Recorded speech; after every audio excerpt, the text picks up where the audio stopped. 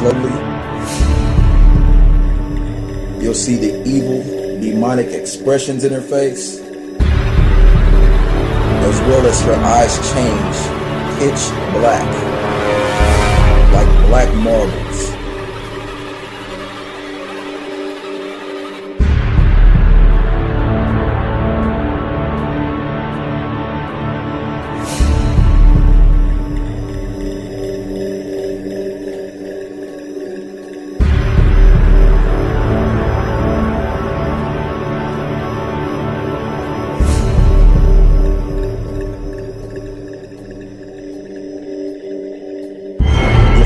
Tongue change. Her tongue is going to be filled with a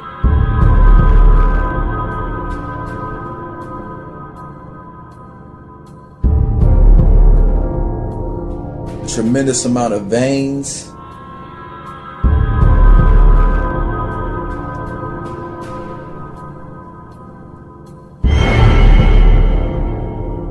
Pay close attention.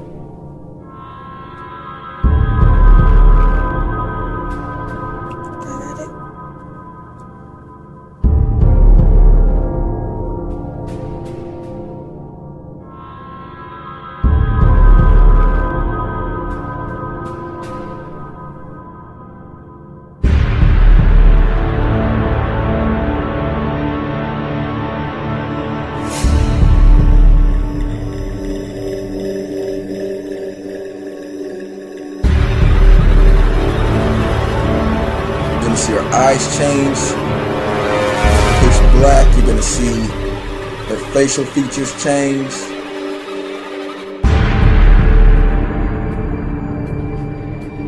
Look at her neck.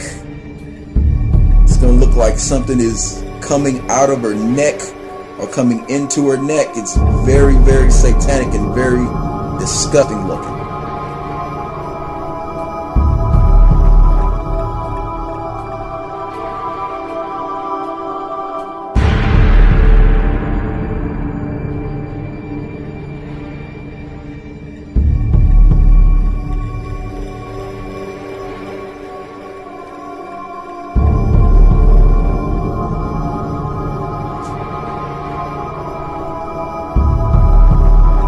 So quick, she's morphing. Her tongue, if you can see her tongue now, her tongue has changed and it has a tremendous amount, it looks like veins or different type of lines running through it.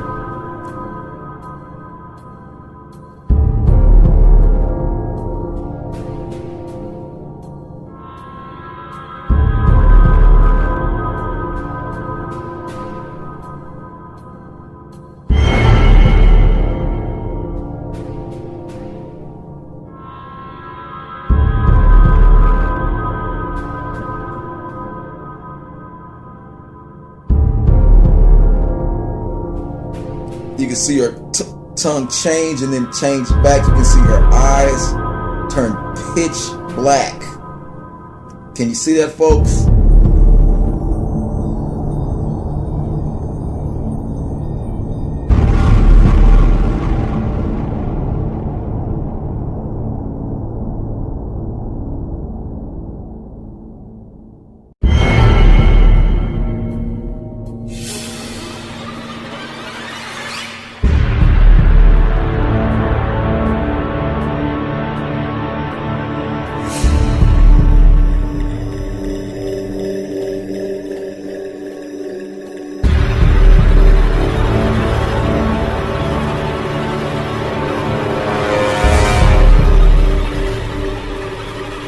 Beyonce has officially left the building.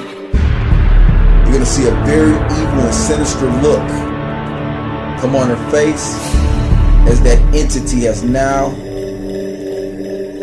You can see the hate in the eyes of this demonic entity.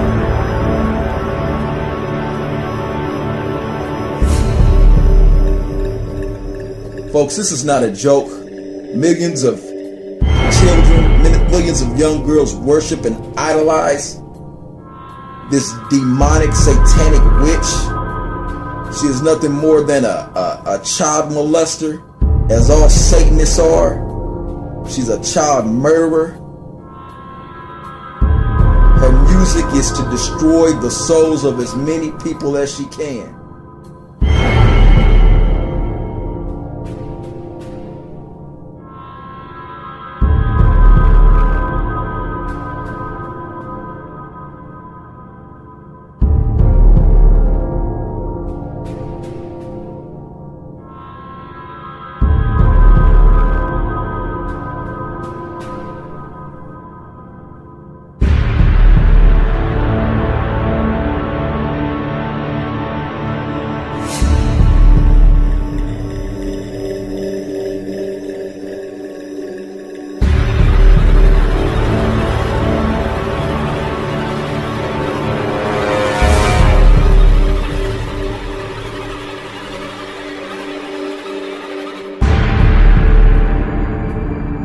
To it as Sasha Fierce, Sasha was in full effect.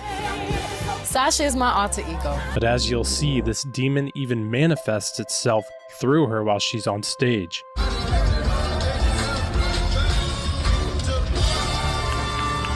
She even admits to the first time she was on stage and this demon entered her body. And I remember right before I performed, I raised my hands up, and it was kind of the first time I felt something else come into me. A little side note, her husband Jay-Z has been pictured wearing a shirt that says, "Do what thou wilt." A quote from the occultist Aleister Crowley, who called himself the most evil man who ever lived and the beast himself. The demonic realm is real, and we're starting to see it manifest itself more in the public eye. Totally free. She said she saw young people locked in heavy metal chains while Illuminati activities were done on them. There are 3-4-year-olds that people take pride in sticking bars up children. I don't think people are going to be able to stomach the fact that people tie 2, 3, 4, 5-year-old children to horse stables and have horses and dogs with them, and then they get off on that. I don't think people are going to be able to stomach the fact that people hang children upside down in satanic ritual meetings, and they literally hang them. Literally, by metal prongs, they hang them to get blood dripping out of them, and people go up under and like you're under a rainfall to take their blood. Now, I know what you might be thinking. Who are these under 18-year-olds? And where were their parents when this wickedness was being done? I guess I wouldn't be very entertaining on the stage. So Sasha comes out and she's fearless. You know, she can do things that I cannot do when I'm in rehearsal. I mean, I can try, but then it just doesn't happen. I can sing notes and sing strong and do all these things that when I'm just by myself, I can't do. And I remember right before I performed, I raised my hands up, and it was kind of the first time I felt something else come into me, and I knew that was gonna be my coming out night for the BET. In later years, Diddy implemented a curfew for children. The kids have like an hour left. So get extra comfortable, because this thing turns into something that when y'all get older, y'all don't want. These freak-off parties, they're not freak-off parties. There's a lot that happens. There's life-size wheels that people attach children to and spin it and decide who's having in what way. There's body cakes. There's party favors. And I'm talking like, you know how you put up a little birthday bag? Like when you go to a birthday party, and before you can leave, you can take one of those little birthday bags off the table. And then there's toys and like all this stuff for coming to the party. Yeah, instead of that, there's children. They call them party favors.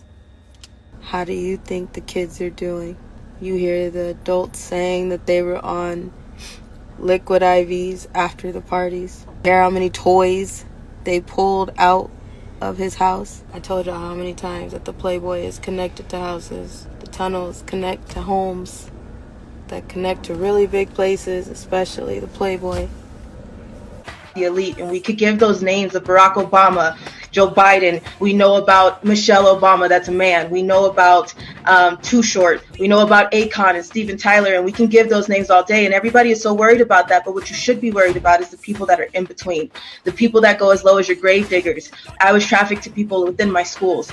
I was trafficked in underground tunnels that link under your schools, through your cemeteries, under your amusement parks, through Universal Studios and Inwood elite homes, all over the place, all over the world. And people don't understand that, and they can't fathom that, and they can't put that together. But if you think about the things that have come out lately, and there's 200 children missing, and there's 300 children missing. What Amber Alert did you receive? Before his arrest, disgraced music mogul Sean Diddy Combs was famous for holding his annual 4th of July party in the Hamptons. All of the well-known partygoers wore white, and it wasn't exactly a family-friendly event. Now imagine you're a 6-year-old kid and you find yourself a guest there. Allison Hall has more. Can you believe this 6-year-old boy was once a guest at Diddy's infamous white party? The disgraced mogul has his arm draped around a young Justin Livtoski back in 1999. Tony Busby says more than 120 people are coming forward with claims Diddy sexually abused them. Our youngest victim at the time of the occurrence was 9 years old. We have an individual who was 14 years old. We have one who was 15. In witchcraft, you have bowed to the systems of the world. You have bowed. Any of you who are going to Beyonce's concert, I rebuke you in the name of Jesus. How dare you call yourself a Christian? I don't care what pastor you got that is okay with it. I don't care what pastor you got that think it's cool. I don't care what pastor you got that's singing along to their song.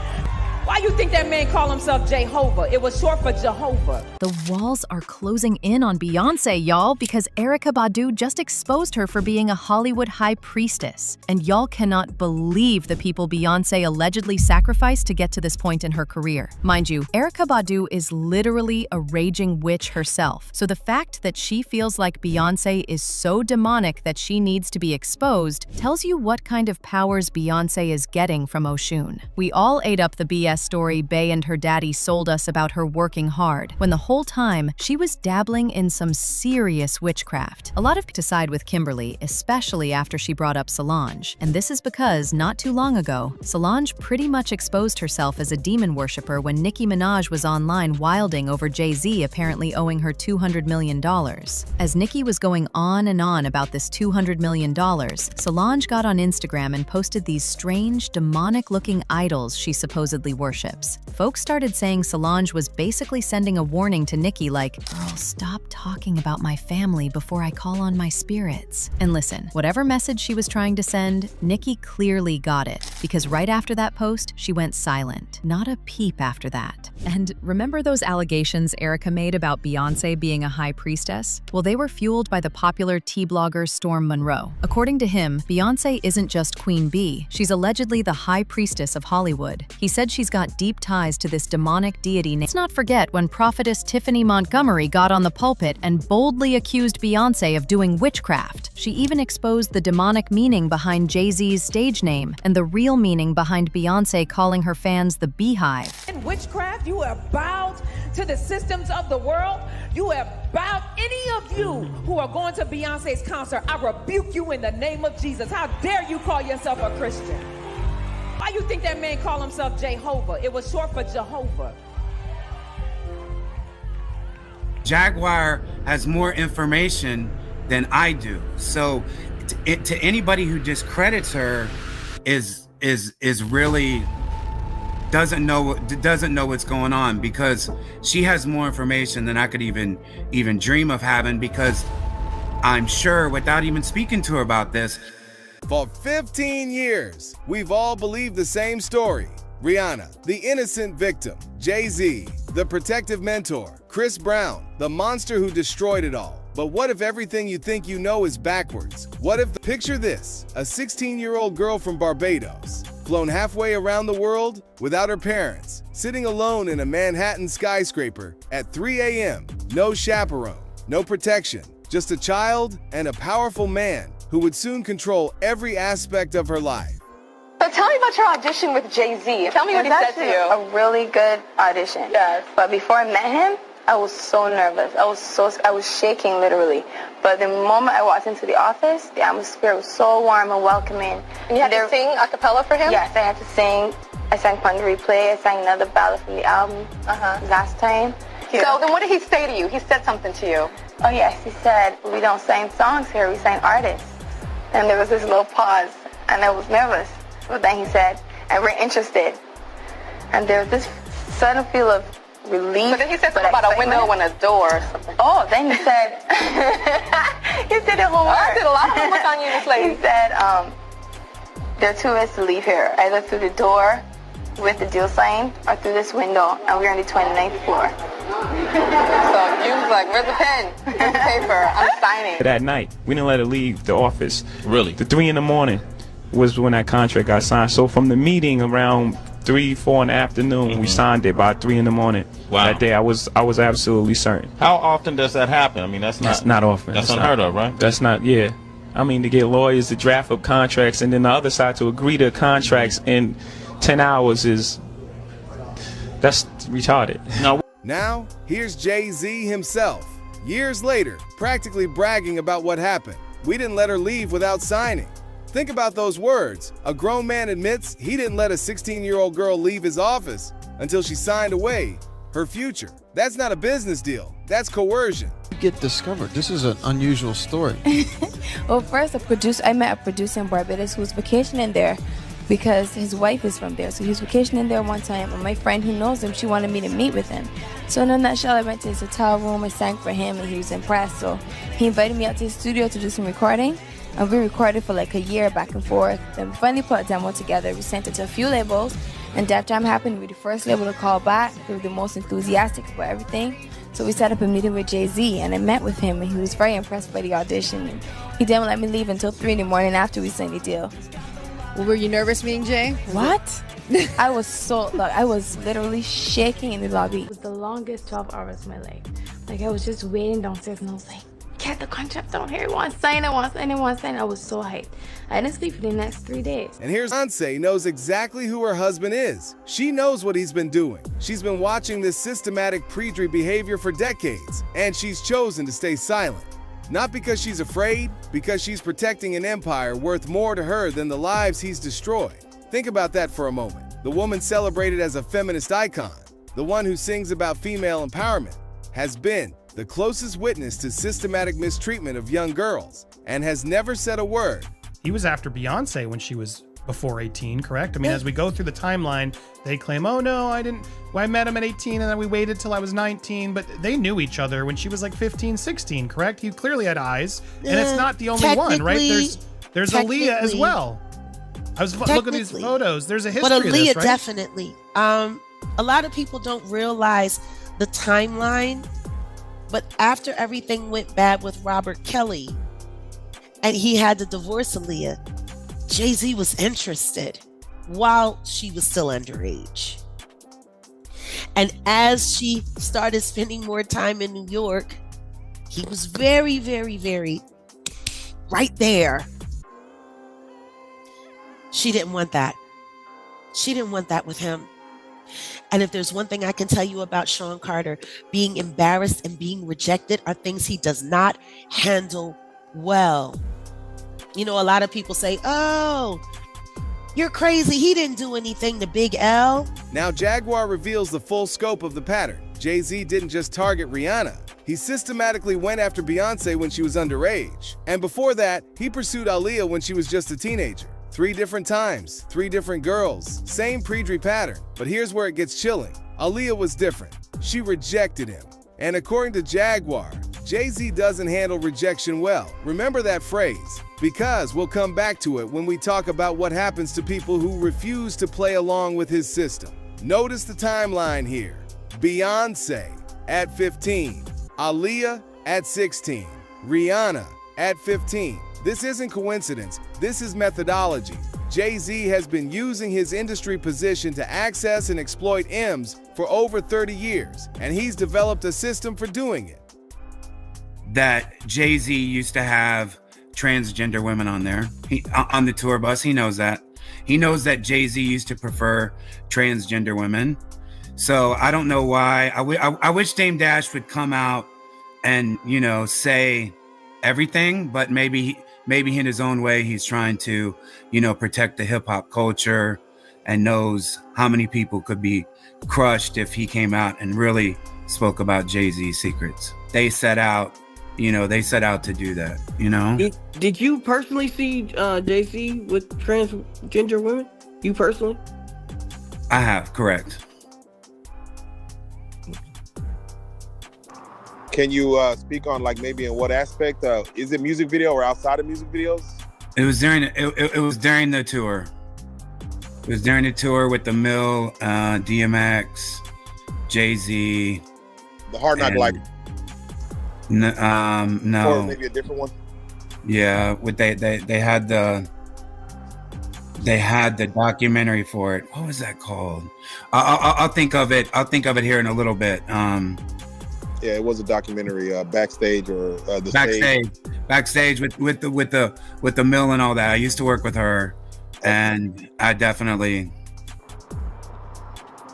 It was unmistakable. You know, in 2024, the trans women are, you know, it can be hard. You know, like a lot of people that, you know, they don't know, but back then it wasn't as advanced, and you could clearly tell, you know, that was a guy. But the pattern goes even deeper than we imagine. Here's industry insider Jonathan Heyy revealing Jay-Z's hidden deviance that even his closest business partners witnessed. Dame Dash saw things that made him uncomfortable enough to distance himself from Jay-Z permanently. This isn't just about targeting young girls. This is about a man whose intimate behavior was so disturbing that his own business partner couldn't stomach being around him anymore.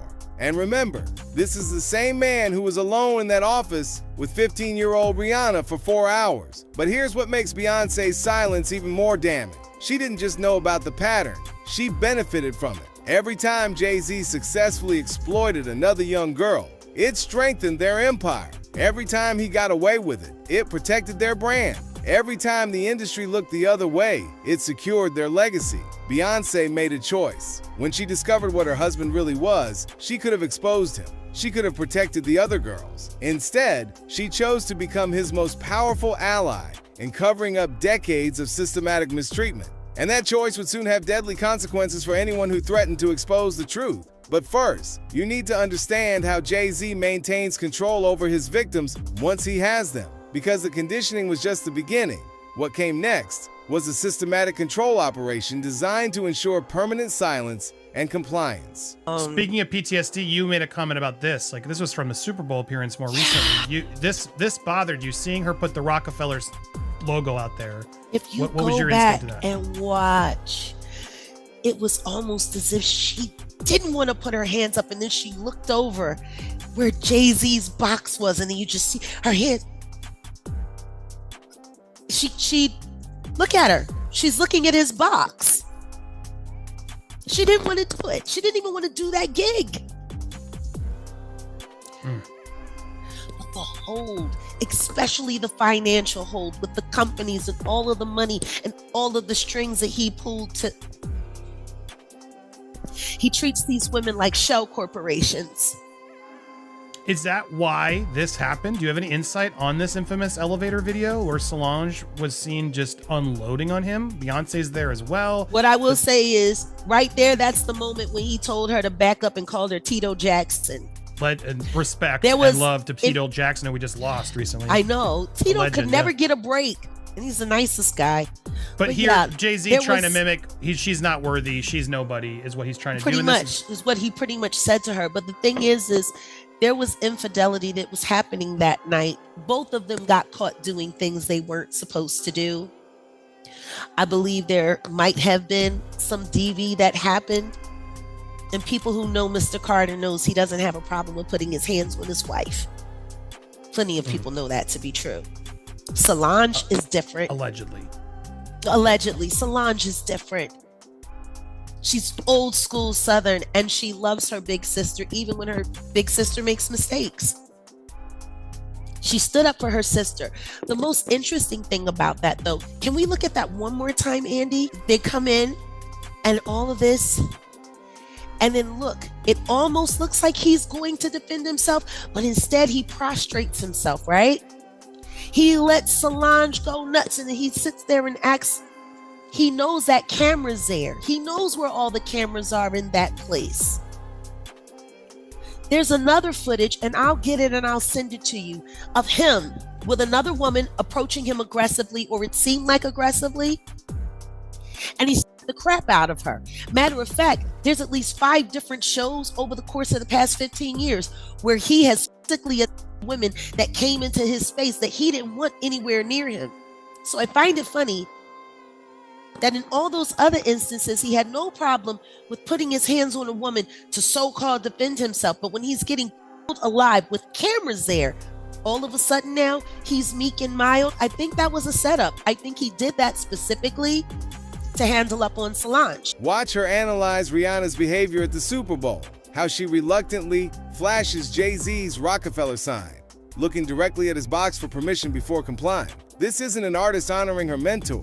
This is a controlled person performing for her controller. Jaguar exposes the financial stranglehold Jay-Z maintains over both Rihanna and Beyonce. They're not partners in his empire. They're corporate assets, managed and manipulated to protect his interests. Every public appearance, every gesture, every statement is calculated to maintain the image that protects his Predri system. But the control goes far deeper than financial manipulation. According to Jaguar sources, both Beyonce and Rihanna are victims of systematic DV. This is the ugly truth behind the glamorous facade. The 2 most powerful women in music are both being physically attacked by the same man, and the industry has trained them to cover for each other's mistreater. Okay, the person who leaked the security video of Solange attacking Jay-Z was found and then fired. Reportedly, it was a female security guard. And she didn't take the tape from the hotel security system, she recorded it on her cell phone. Well, that was smart, though, because I mean, I'd be thinking about just take the tape. So that was smart. The less than smart thing is that it took her 5 days. She shopped it around for 5 days before she got, you know, some dough for it. Finally, you know, it was TMZ who bought the video. Originally, it was reported that whoever sold it for $250,000, but now there's some discrepancy in the amount of money. Some people are saying $50,000, some are saying $100,000, others are saying $250,000. Either way, now she's going to lose it all because now the Standard's going to sue her. They've hired a high-priced lawyer to go after this security guard girl, and now, you know, she can never be, I guess, a security person again since she's a security breacher. It's terrible. But here's the most sinister part of the operation. Solange wasn't just defending her sister that night. She was challenging the entire control system. She was Beyonce's closest family support, her connection to a life outside Jay-Z's influence. So Jay-Z engineered her public humiliation and removal from Beyonce's inner circle. Think about what happened after that elevator incident. Solange, who had been Beyonce's constant companion and supporter, suddenly disappeared from the public narrative. The sisters, who had been inseparable, were systematically separated. Jay-Z didn't just survive Solange's attack, he used it to eliminate Beyonce's primary emotional support system. And Rihanna was watching all of this unfold.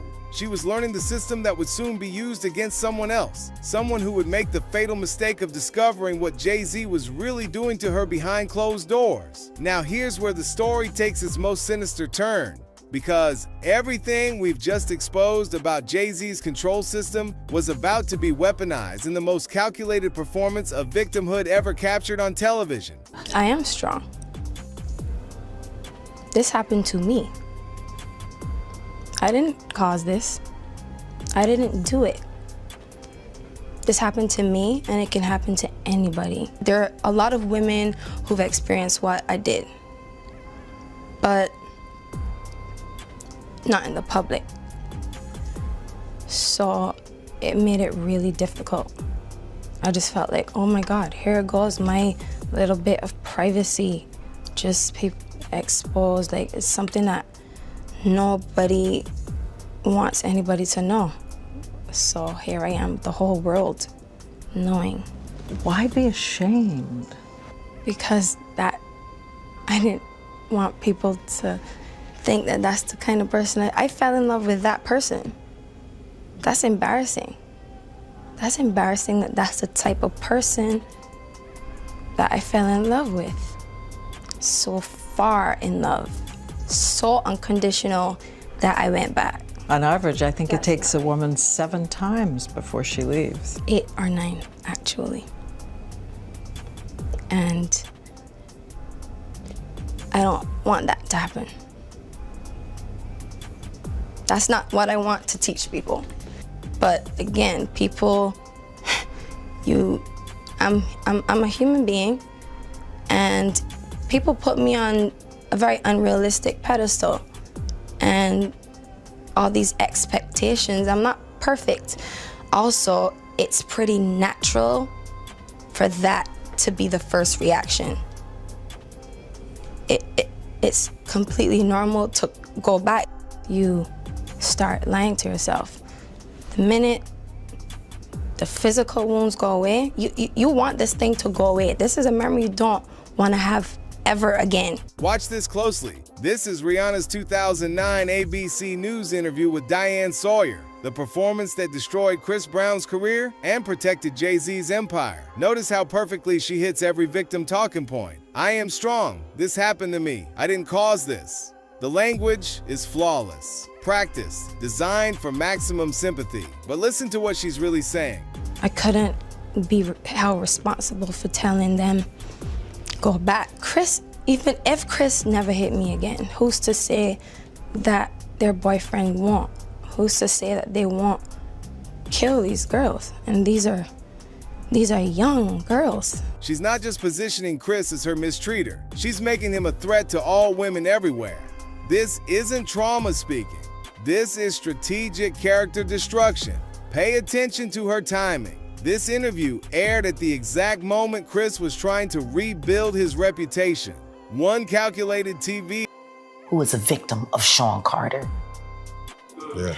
Mary J. Blige, who was a victim of Sean Combs, are sitting there talking about the death of Aaliyah amongst each other. Think about that. You got a Diddy victim, you got a Jay-Z victim, and you got a superstar gone. They know what happened. You know what's gangster? I own Sony's publishing. Every time Beyonce and Jay-Z make a song, Michael was getting a check. The girl is mine. Your publishing's mine. It's gangster. Is it important for you to be here, and what do you think of the support of Reverend Al Sharpton? I think it's important to be here. I'm not just fighting for myself, I'm fighting for all artists. Those great artists who pioneered, you know, entertainment business, as well as songwriting, as well as incredible staging. You know, the fact that they have been taken by the system, totally broken them financially. Put an end to this racism. Racism is bad. Tommy Mottola made some very racist remarks. But what he said was to one of the artists who work at Sony, he has a contract with the company, and he called him a fat black nigger. Throughout the years, doing? black artists are taken advantage of. Record companies really do conspire against the artists. They steal, they cheat, they do whatever they can, especially the black artists. We ain't got no time to waste. Sony, Tommy Mottola. Tommy Mottola is the president of the record division. He is a mean, he's a racist, and he's very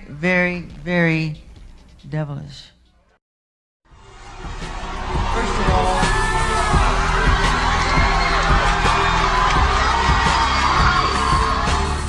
anyway, first let me say, I really don't like to talk that much. I really don't.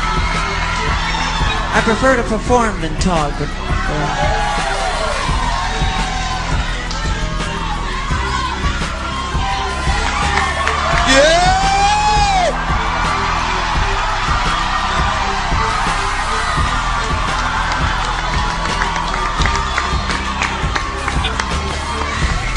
you know, let me just say this. The tradition of great performers from, and I really want you to hear what I have to say, the tradition of great performers from Sammy Davis Jr. to James Brown to Jackie Wilson to Fred Astaire, Gene Kelly. The story is usually the same though, you know, these guys work really hard at their craft, but the story ends the same. They usually are broken, torn, and usually just sad, and the story is very sad in the end, because the companies take advantage of them. They really do. And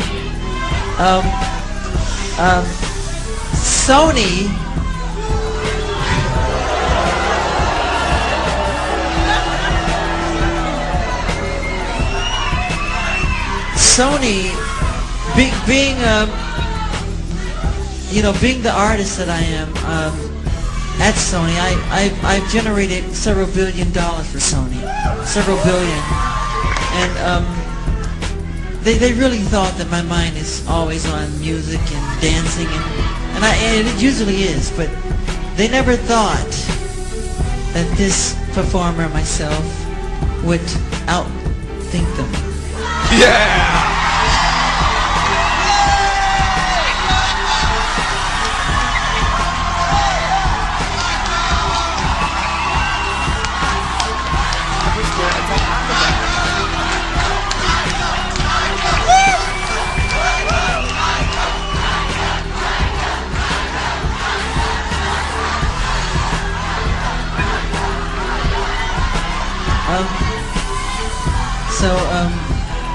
We can't let them get away with what they're trying to do, because now I'm a free agent.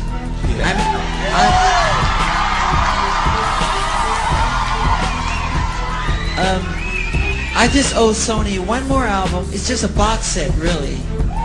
It's with 2 new songs, which I've written ages ago. Because every album that I record, I write, like, literally, I'm telling you the truth, I write at least 120 songs every album I do.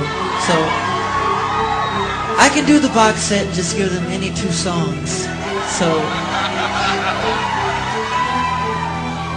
I'm leaving Sony a free agent.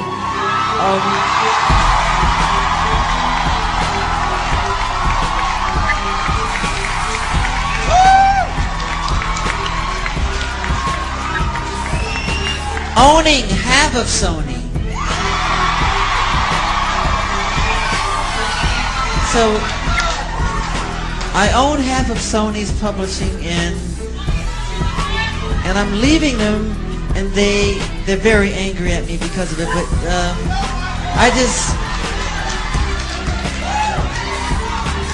just did good business, you know. Tell him! Say it, Michael! Tell the story!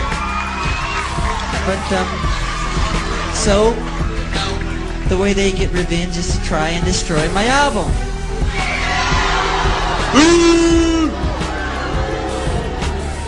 But I've always said, you know, good art never dies.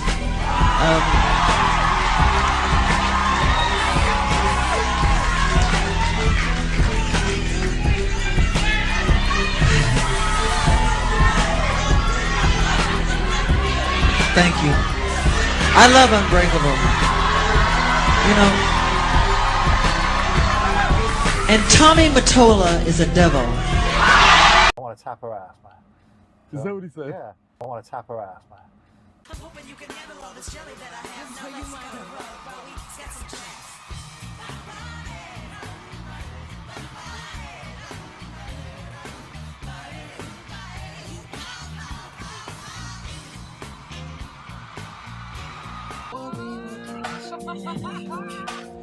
We need lovers, we'll have to die before we do all we can. Hi. Hi, Beyonce. How you doing? Oh, good. I really appreciate you doing this because we're giving back. I'm very honored. I can't believe I'm doing this. Yes. Thank you. Thank you very much for giving me this opportunity. Many children will have to cry before we all take a stand. Helping one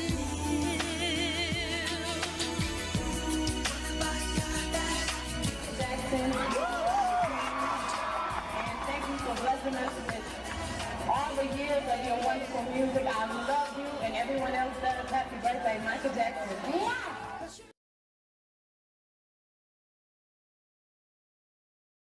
We're in Las Vegas, and yeah, time to talk about it, right? But it's one of P. Diddy's famous parties, and Michael never goes to parties. He's not into that scene, but he had a crush on Beyonce. He really fancied Beyonce. He thought he had a chance, right? So he heard Beyonce was at this party. So we turn up. Mark comes with us. We turn up at the door. They couldn't believe it was Michael, the bodyguards, and then in the end, P. Diddy come out. And sort of Michael let us in, and he sat down to him, and he said, he whispered in his ear, and he said, "Is Beyonce here?" And she just left, and that was it. Michael was gone. We were back to the hotel again. He was there for what, 10 minutes? Yeah, he was there like 10 minutes. As soon as he found out Beyonce was gone, he said, "I want to tap her ass, man." Is that what he said? Yeah. Footage that just surfaced showing none other than Beyonce looking literally possessed during a live performance. And you already know social media is on fire with theories, especially with all those recent rumors about Queen Bee supposedly taking part in Diddy's freak-off rituals. And now fans are also drawing parallels between these past allegations about Beyonce practicing witchcraft and these recent reports about Diddy's interest in the occult. There's a lot coming out now about Diddy's supposed involvement in some type of twisted ritual and how it all ties back to the people who allegedly control Hollywood and the entire entertainment industry. And I know it sounds wild, y'all, but at this point, I think quite literally anything is possible when it comes to these celebs. So let's jump right in and dissect this mess. I slept on a mat on the floor. I swallowed a sword. I levitated, went to the basement, confessed my sins, and was baptized in a river. Got on my knees and said amen and said I mean. I whipped my own back and asked for dominion at your feet. I threw myself into a volcano. I drank the blood and drank the wine. I sat alone and begged and bent at the waist for God. I crossed myself and thought I saw the devil. So those witchcraft. And then one day, I didn't even invite Mike to the party. Mike just showed up at the party. And guess what he was looking for? Dip.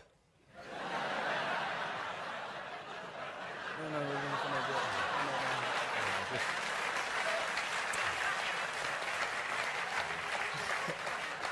I don't know. That's what I would be looking for. So I'm in the party, I'm hosting, I'm being the hostess with the mostest and everything, and then, the security, they come over to me, they say, "Mr. Combs, Mr. Michael Jackson is here to see you." I'm like, "Get out of here." You know what I'm saying? So then I go and I find Mike. I'm like, "Mike, what's up? What you doing here? Yeah. Thanks for coming." And then so I get him a booth. We go to the booth. We start chit-chatting. And so right there, he has his arm, bring that up so they can see his arm around me. But then you don't see the shot of him whispering in my ear. Right after the shot was taken, he whispers in my ear. He says, "Where's Beyonce?" Really? Really? Wow. Wow. She was at the party. He came to the party to holler at Beyonce. This was before Jay-Z, though, you know what I'm saying? He came to the party to holler at Beyonce, finds her, and dances with Beyonce in the party. Cool. Yeah. Mike was smooth, Jack. And whenever he get asked for awards to be given to him, because all the time people were trying to give him World Award, this award, he'd always request, "I'll take the award as long as Beyonce presents it to me." Wow. He had this mad crush on Beyonce. Really? Yeah. I mean, with the whole PD thing, did you see anything? First, I'd like to thank God. First, I'd like to thank God who makes all things possible. First, I'd like to thank God who makes all things possible. First of all,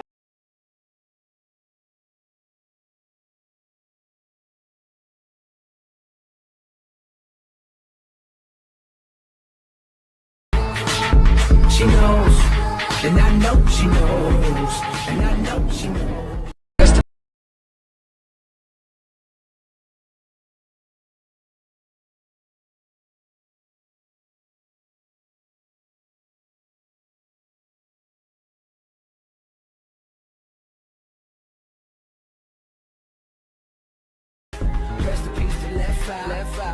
Michael Jackson, I see you just as soon as I die.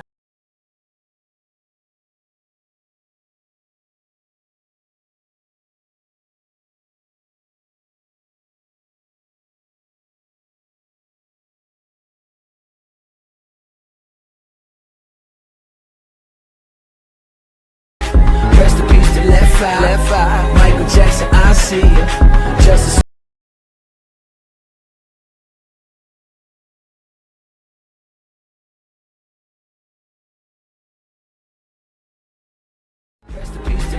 left eye. Michael Jackson, I see you just as soon as I die. And she knows, and I know she knows. Here's the truth nobody wants to face. Jay-Z has been systematically eliminating anyone who threatens his empire for over 20 years. DeHaven knew too much about the early substance operations. Eliminated. Dame Dash witnessed Jay-Z's deviant behavior. Systematically destroyed. Aaliyah rejected his advances. Died in a plane crash. Kathy White was pregnant with his child. Mysterious aneurysm. Each elimination follows the same pattern. First, isolate the threat. Then, destroy their credibility. Finally, remove them entirely while maintaining plausible deniability. Chris Brown was just another target in this machine, but his destruction was the most public and the most calculated. But don't take our word for it. Listen to the industry professionals who witnessed it firsthand.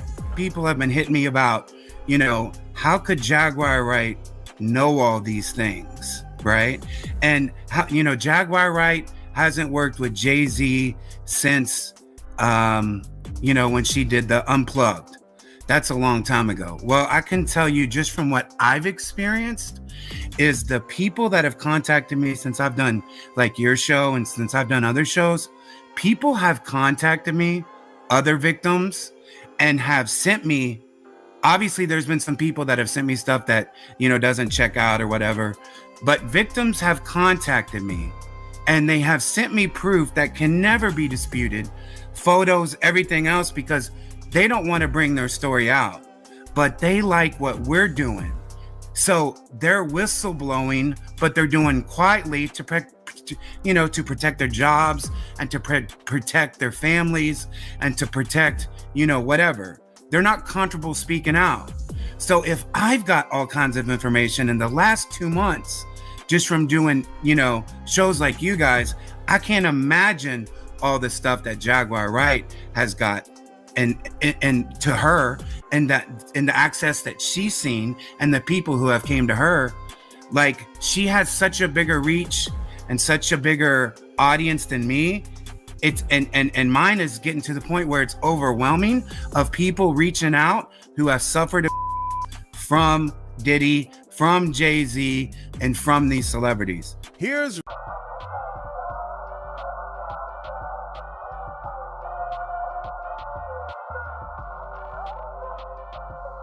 Now, there have been theories thrown around that Diddy may have been involved in Michael Jackson's passing. People also think that he may have had a hand in Aaliyah's passing. And there's some pretty hard evidence that Diddy has had a hand in some other pretty famous celebrities' passing.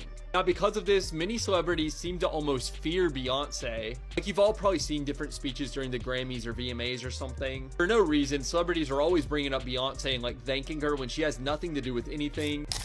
They paid homage to certain sacrifices and homage to certain idols. And on the third day, they would drink, party, be merry, and the men would have sex with each other. Beyonce's ex-drummer of 7 years, she is seeking a restraining order against Beyonce. She's accusing her of dark magic, witchcraft, tapping into her phone bill. Like I said, she's the mother of our town. We appease her with pineapples and pumpkins and bananas, and she likes flashy stuff like mirrors and girly things. She also is the head deity of Beyonce. Beyonce's been initiated since the age of 13. So there's some crazy, and sources are now saying that Beyonce may have been dabbling in some bizarre rituals alongside none other than Diddy. Now, to give you some context, these witchcraft allegations aren't new. They've been haunting Beyonce for years. Back in 2018, Beyonce's former drummer, Kimberly Thompson, came out with some jaw-dropping claims and accused Beyonce of being knee-deep in extreme witchcraft. Yeah, you heard it right. She said extreme. Kimberly didn't hold back, alleging that Beyonce was casting spells to keep tabs on her and even controlling her finances. Things got so disturbing that Kimberly took the drastic step of going to court to file for a restraining order against Beyonce. Court documents obtained by The Blast revealed that Kimberly was part of Beyonce's all-female band for 7 years. During that time, she claims she witnessed Beyonce engaging in some seriously dark rituals. And according to Kimberly, Beyonce used powerful spells to monitor her every move and manipulate her financial situation. Kimberly claimed that Beyonce launched a harassment campaign against her, involving extreme witchcraft, dark magic, and even some spells aimed at causing sexual treatment. And it gets even crazier. Kimberly also accused Beyonce of deleting her innocent kitten as part of some intimidation ritual. So shortly after filing the court docs, Kimberly gave an interview with Daily Mail, spilling even more tea about her lawsuit. And she claimed that once she left Beyonce's team, Beyonce allegedly pulled some moves to keep Kimberly from landing a new gig. Other people I've worked with that have been on a plateau have been paid to fire me. I found this out, and then it just kept happening. So it was like, it was a pattern. You know, you get really excited about something, you build it up, you invest all this time and everything in it, and then, you know, she comes and pays people to fire me and insult me, and it's just been disastrous. Kimberly then pointed out that the industry insiders are fully aware of Beyonce's disturbing behavior, but they still turn a blind eye and allow her to mistreat others without consequences. Everybody knows, you know, like it's interesting that, you know, the public doesn't know all these things, but the people that are associated in the higher powers, to say more or less, do, you know, and I've just been bullied this entire time. This has been going on for a very long time. And so it's taken God's strength, actually, to really make me get up and go stand up for myself. And doing that, starting with a restraining order. I don't want anything to do with this person, like, at all. I've said that for a very long time. I've even relocated cities and houses and apartments, and ways have been found to manipulate that and control that. I've lost a huge amount of money dealing with this situation. A lot of money has been stolen from me. A lot of rental deposits have been stolen from me. Just any money that was ever coming to me has been stolen and manipulated by this person. And it's all just a very wicked tactic to just keep me down and keep me under some type of control. And then Kimberly also shared how she was brainwashed into believing Beyonce was the queen who could do no wrong, until she uncovered the dark truths about what was really happening behind the scenes. This has been going on since 2006, and it's just been getting worse and worse and worse. And for a very long time, I put this person on a pedestal. I love them. I'd send emails, you know, publicly, happy birthday and all this stuff. And the entire time, this person was casting spells and manipulating me and controlling my job situations, my relationships, just all kinds of things. I'm trying not to cry right now, but yeah, this restraining order was not done as a publicity stunt. I don't want anything, and I really want to make that clear. I want nothing to do with this person. Like, this was not to up my career. This was not to jumpstart my drumsticks, my CDs, my music, my label. I don't want anything to do with this. If you even offered me money, if anybody was offering money for interviews, I would not take it. I don't want anything to do with this person. Like, I want it dead. And it's even as far as me taking the legal matter and taking steps into putting it on writing and saying it, you know, literally, that I don't want anything to do with this entire situation, with her money, with whatever she's got going on. I found a lot of my intellectual property stolen by her, my ideas, my drawings, the things I say, the things I do. She's even encouraged other celebrities to also steal and copy my ideas. and things like that. So this has been a complete nightmare. I've been absolutely like, I don't want to say the word, but just brutally with this entire situation of her trying to control everything that I'm doing and where I'm going.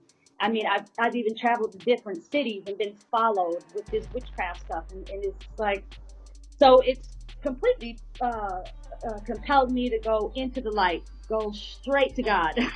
Like, I don't need a third party, like, completely be very nice, be very loving, you know, step in light, you know, stay away from conflict, because there's negative energy going on, and I don't know who to trust anymore, like, at all. Not that I'm like paranoid or anything, but energetically now, because of this situation, I'm absolutely trained now to know who's good for me and who is not. Now, when Kimberly's allegations first hit the news in 2018, the Beehive went wild, launching an online campaign to discredit her and labeled her as mentally unstable. But fast forward to today, and if you look at the most recent comments on Kimberly's interview, many fans now believe her claims. By the way, isn't it crazy how Beyonce has encouraged her fans to worship her and treat her like an actual goddess? We all know Beyonce has one of the most devoted fan bases in the industry, but calling them loyal doesn't even begin to uncover their unhinged behavior. If you didn't know better, you might think they're in a cult, following her every command and attacking anyone who dares to criticize their queen. These fans refuse to acknowledge the evidence that Beyonce has copied and sabotaged other artists. Meanwhile, they're more than happy to spend thousands for her concert tickets and buy up every useless product she promotes. And even if Beyonce isn't even part of the conversation, they'll still find a way to bring her name into it. And this complete devotion seems to be exactly what Beyonce expects from her fans and even her family. Just recently, there was a perfect example of how her fans and family act like they're part of a cult. When NBA legend Magic Johnson appeared on the Jennifer Hudson show in March, he talked about starring in Michael Jackson's video for Remember the Time, and he praised MJ, saying there's no one else who could do what he did during his lifetime. Michael was able to do. She created it, built it, ran it, did a wonderful job. I love just sitting hearing from you about the greats, and from a great, this is gold, right, y'all? It's golden. And I'm talking to a great. Oh my God, Yeah, thank so you. it's all good. You were just at the unveiling of the Kobe Bryant statue in LA. What did that mean to you? Yeah. As you can see, Beyonce wasn't even part of the discussion. Nobody brought her up at all. But that didn't stop her cousin, Angela Beyonce, from jumping on Instagram to announce that Beyonce is the next Michael Jackson. Angela shared a story in response to a clip of Magic Johnson praising MJ for doing what no other artist can, and she added, "I went on 16 tours with Beyonce. There is one woman on this earth that can." And it's this kind of over-the-top behavior that really makes Beyonce's fans seem like they're in a cult. But just when you thought it couldn't get any more insane, a video popped up showing a woman from Oyotunji African Village in South Carolina claiming that Beyonce was initiated there when she was just 13. The woman pointed to a statue of the village goddess and declared that this goddess is the head deity of Beyonce. Like I said, she's the mother of our town. We appease her with pineapples and pumpkins and bananas, and she likes flashy stuff like mirrors and girly things. She also is the head deity of Beyonce. Beyonce has been initiated since the age of 13. Okay. The last temple over here, we're going to...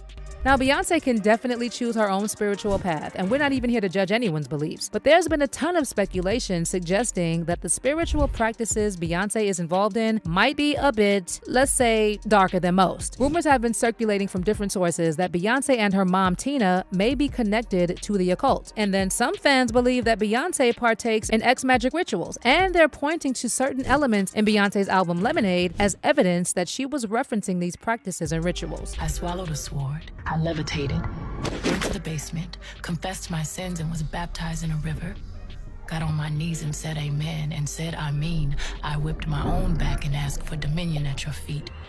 I threw myself into a volcano. I drank the wine. I sat alone and begged and bent at the waist for God. I crossed myself and thought I saw the devil. I grew thick in skin on my feet.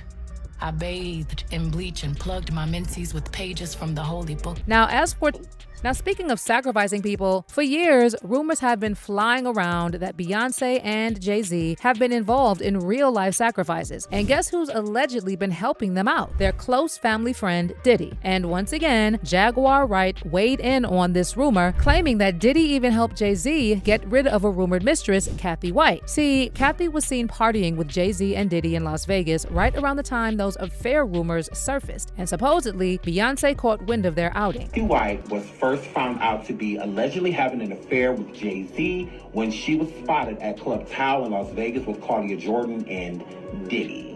When that news started to spread, allegedly Beyonce knew all about it. But Jaguar didn't stop there. She also alleged that Diddy has a tape of Kathy White's alleged elimination and that it was a woman behind it. Do it even more, go detail. What do you predict will happen next in the future? You know, it's like you see it before it happens. Kathy White's true is going to be unveiled. And it's not a man. And that woman died screams. Anything else? Yeah. Show him the tape, Diddy. You got it. Oh, man. That might buy you a little time. You should probably stop looking for plastic surgeons. Man. Looking for a new life, new face. We're gonna hang you high. Jay-Z too. Beyonce too. And we're gonna round up all the family. See, I love a good gay man. I just can't stand him. And then some sources have even suggested that Kathy White's death was part of an orchestrated ritual since she passed away on September 2nd, 2011, just 2 days after Beyonce announced that she was pregnant with Blue Ivy, and only 2 days before Beyonce's birthday. And it gets even wilder. Kathy White isn't the only one who met a suspicious fate around Beyonce or Jay-Z's birthday. Take Clarence Avant, the legendary Black godfather of music. His 81-year-old wife Jackie was murdered during a suspicious home invasion on December 1st, 2021, just 3 days before Jay-Z's birthday. By the way, Jaguar Wright pointed out that just weeks before Jackie's life was taken, Clarence Avant attended a Rock Nation event with Jay and Diddy and encouraged them to make the industry a more positive place and uplift their community. Last November, 2021, it was a Rock Nation brunch. Clarence Avant, the Black godfather of the industry, responsible for Quincy Jones' career. Brought us Bill Withers. Took care of us in the game for the Jews for many years, decades. After dinner, he expressed he had no interest in retiring, and he was looking forward to working with Rock Nation to build a better, brighter future for our people in music. 3 weeks later, some random wanders into his mansion with armed security and all that, with an AR, a rifle.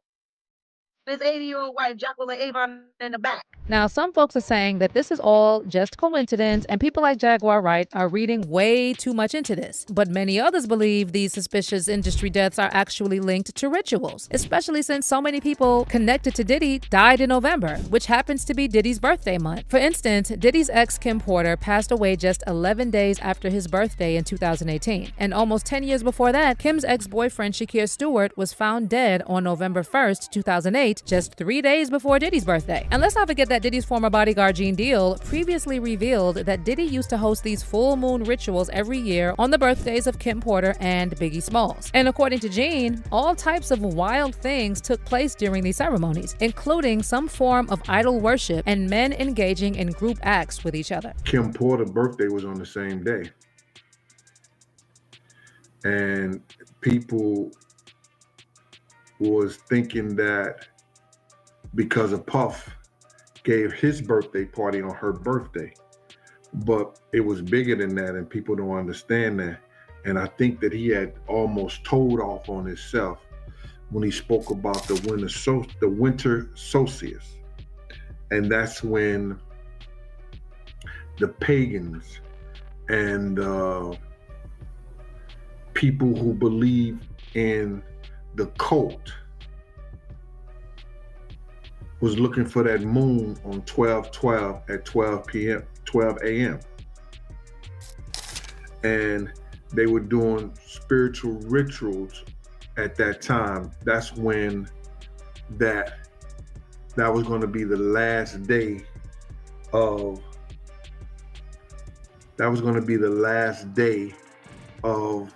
the full moon. And that means that the seasons and all that stuff has changed.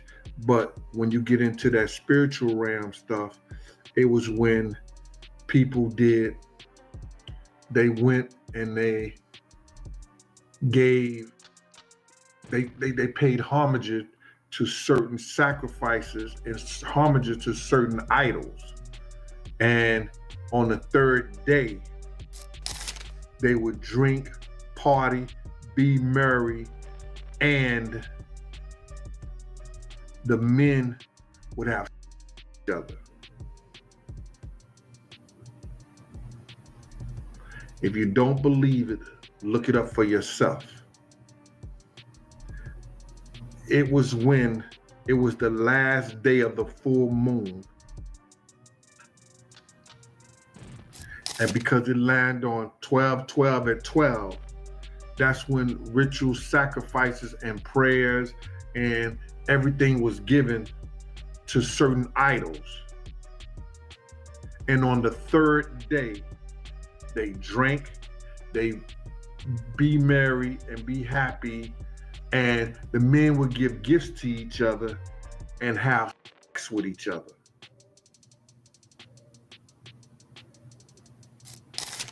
So it was bigger than that. And he gave his day on my man's birthday, 3 days after the full moon, 3 days after the last moon on 12/12, 12 a.m. But what's my level, up to Jay-Z's level, up to LeBron's level? Not easy. It's not easy for me, for Jay, for Oprah. They still publicly supported victims' assault in the wake of numerous allegations against Harvey Weinstein, singer Seal Instagrammed this meme. Showing Winfrey kissing the disgraced mogul, it reads, "When you have been part of the problem for decades, but suddenly they all think you are the solution."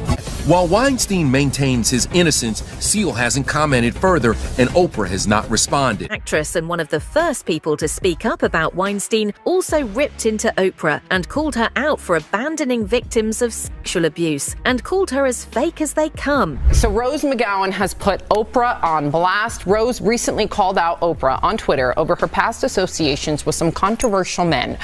Rose wrote, quote, "From being pals with Harvey Weinstein to abandoning and destroying Russell Simmons' victims, she is about supporting a sick power structure for personal gain. She is as fake as they come."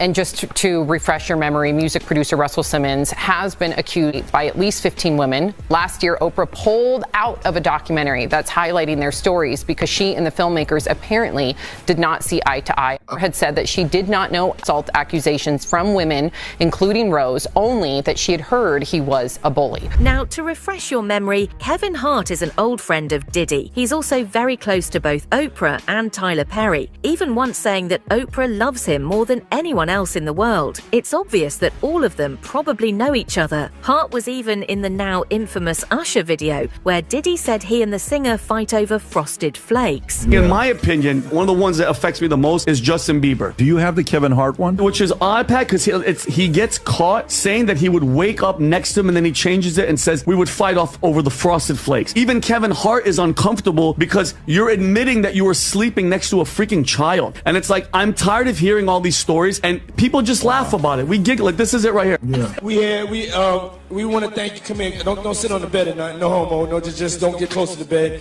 Could get her in trouble. I was like, and then I don't know if you've had this, but I've had people throw millions of dollars in my face to do something I didn't want to do. And what? Just you've been off. Yeah. Oh, they're in the room. Yeah. I don't want to. Yeah. That was my way of cueing you. Like, it's open dialogue. Yeah. You want me to keep talking about it? By all means, we can keep talking about anything. But one thing's for sure, people who used to attend his wild parties are probably worried. Millions of dollars to do what? Right? Come on now. Come on now. Right now, and could be questioned by the feds.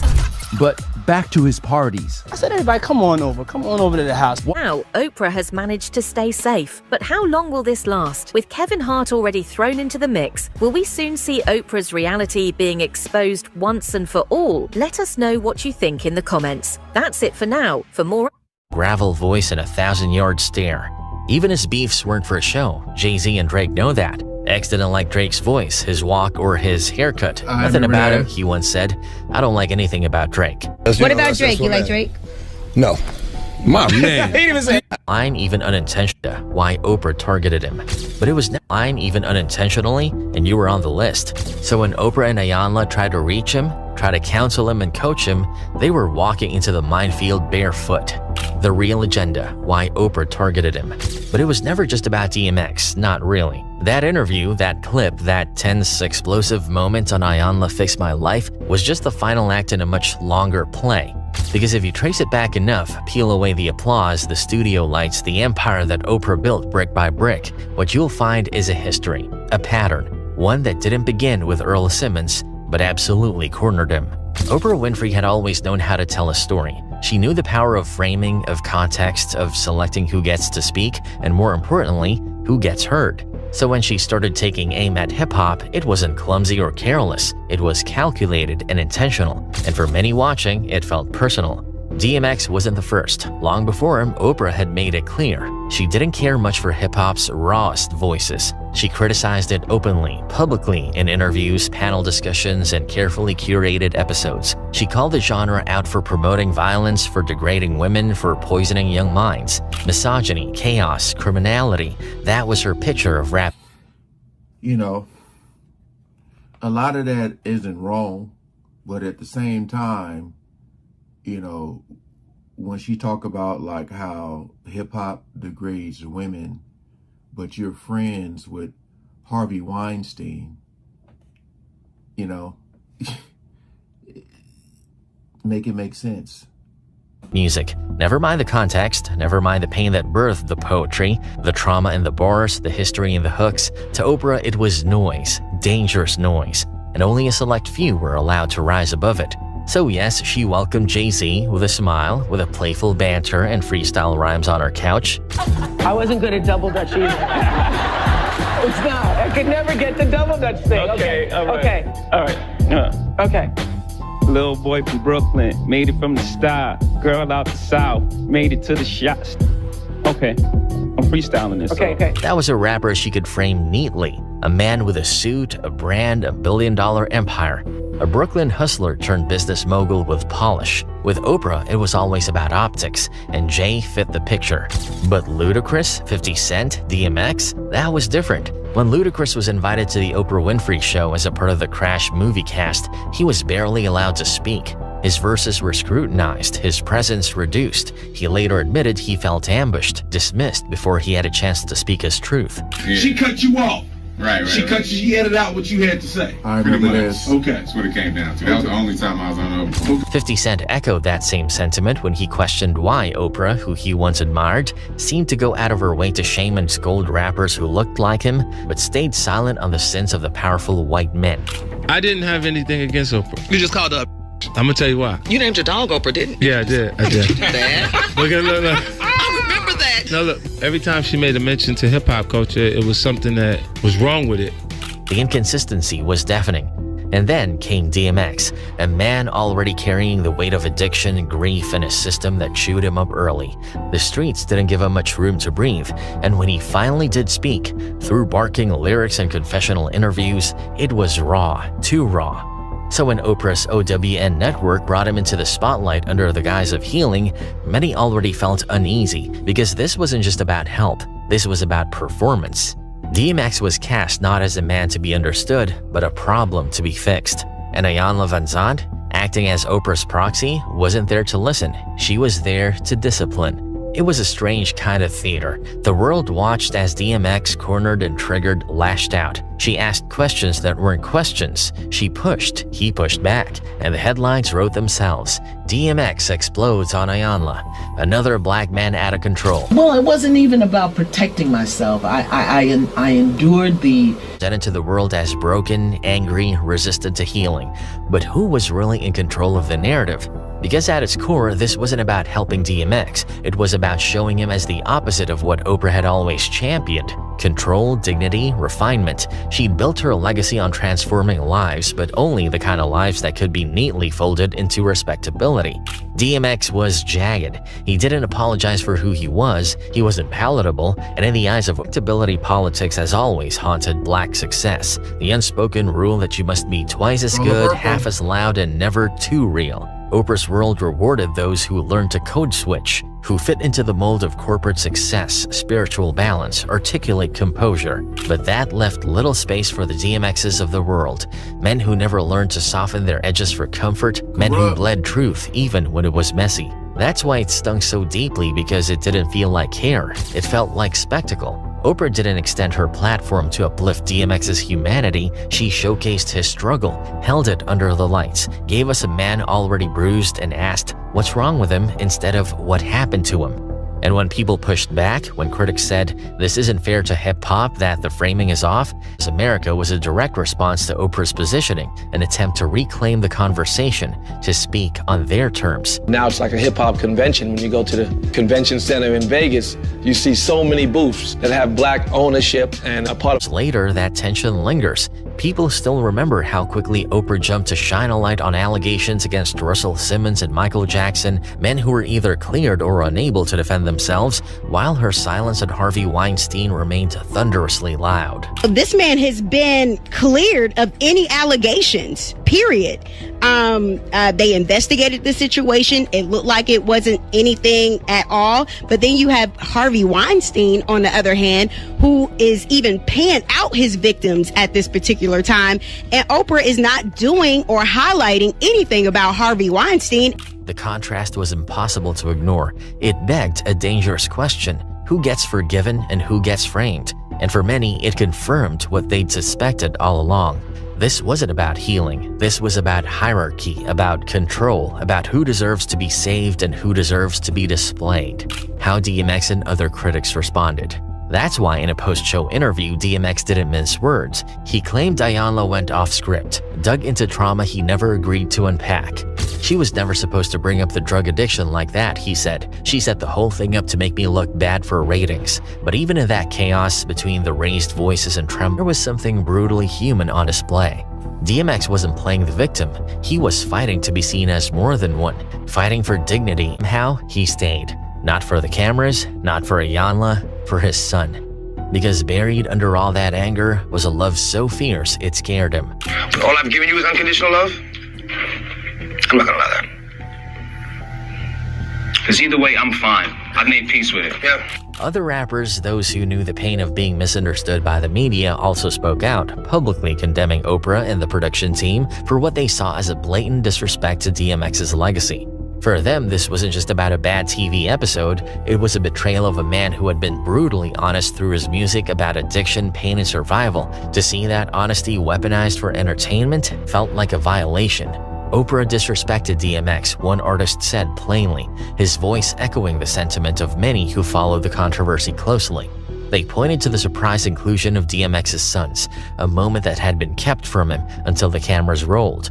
To DMX, this was a manipulation of his personal narrative without his consent. That decision sparked outrage among viewers who felt the show crossed a line, exploiting a man's raw pain for drama. I walk in, I see him, and that was the second day shoot. This after I said I'm with her, I said, first day she tricked me. I'm like, yo, I ain't got time for this. I'm not with this. Iyanla herself described the shift from healing to spectacle with a heavy heart. The confrontational tone of the episode, marked by her own raised voice and sharp questioning, clashed with DMX's desire for a softer, more respectful dialogue. She admitted later that the episode lost sight of its purpose, becoming an uncomfortable dance between exposure and exploitation. While some criticized DMX's outburst as ungrateful or confrontational, many understood. They saw the pain, the frustration, and the sense of betrayal from a man who'd been through hell and back. The internet, for once, wasn't just consuming the drama, they were questioning the very foundation of it. Was this a genuine attempt to help, or a trap led to humiliate? What was meant to be a moment of DMX's fury, his refusal to fake it, was a message not just to the show, but to the whole world watching. He was broken, yes, but he was never fake. That was the core of the fallout. Raw, uncompromising, and unforgettable. The show tried to shame him, to break him down, and damage wasn't done to him, it was done to the show's facade of redemption.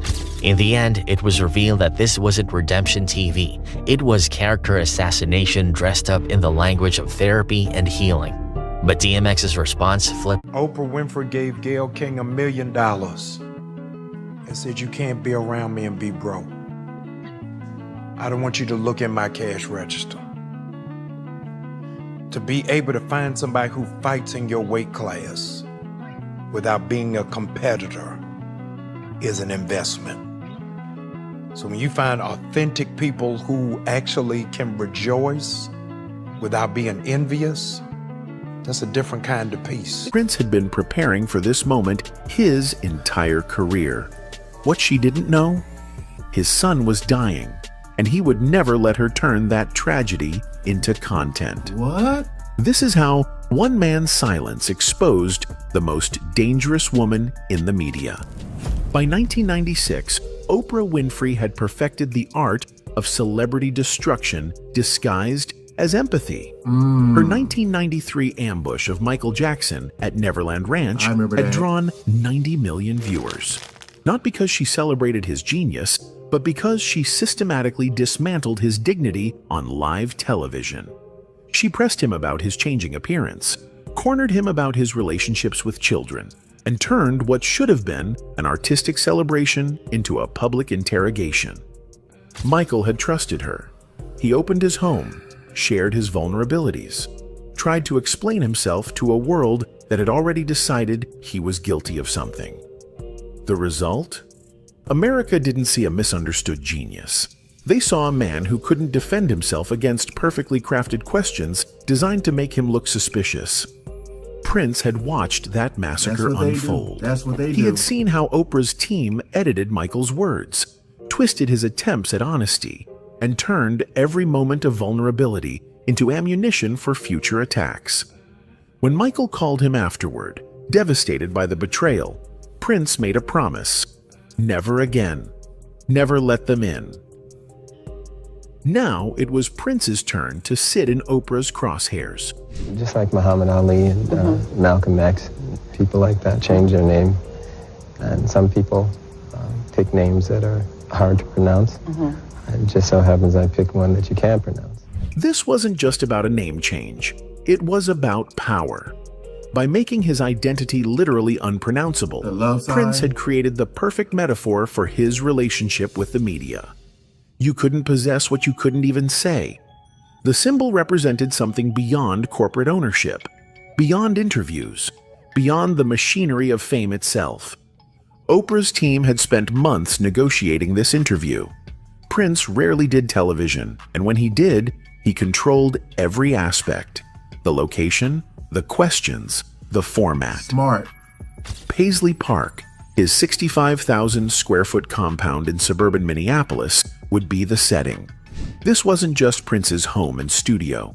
It was his fortress, designed to keep the outside world at arm's length while he created without interference.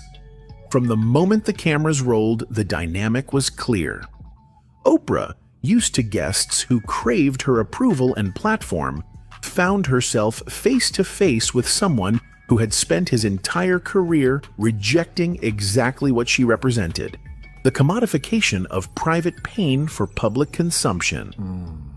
Prince had learned long ago that the media's hunger was insatiable, and the only way to survive was to feed it just enough to keep it from devouring you completely.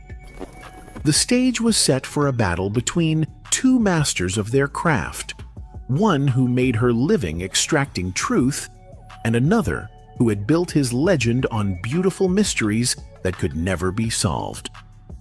Oprah came armed with the same playbook that had worked on every other celebrity for over a decade. She would probe the weird behavior, dissect the controversial image, and force explanations until the real person emerged from behind the facade. With Prince, she thought she had the perfect target, a man who had spent years cultivating an image so strange that surely he would crack under the right pressure. A lot of people think the artist formerly known as Prince is flat out weird, she declared, expecting the defensive response that would give her the opening she needed.